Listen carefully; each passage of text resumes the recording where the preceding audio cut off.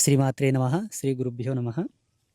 భూ సంబంధిత గొడవలున్నవాళ్ళు, భూమి పంచాయతీలు, కోర్టు సమస్యలు, వ్యాపార సంబంధిత సమస్యలున్నవాళ్ళు అంబాత్రయ క్షేత్రానికి ఎవరైనా వస్తే 5 వారాలు కలర్ల పూజ చేసుకోవాలి.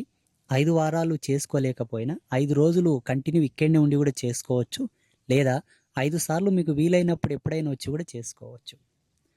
అలా చేసుకున్న వాళ్లకు తీసుకోవాల్సినటువంటి వస్తువులు: రక్షతాడు, వశీకరణ తిలకం, అమ్మవారి లాకెట్టు, అమ్మవారి కంకణం, ఇవి తీసుకోవాలి. ప్రధానంగా కోర్టు సమస్యలు ఉన్నవాళ్ళు, ఆస్తి తగాదాలు ఉన్నవాళ్ళు, కోర్టు సమస్యలతో బాధపడేవాళ్ళు ఇవి తీసుకోవాలి.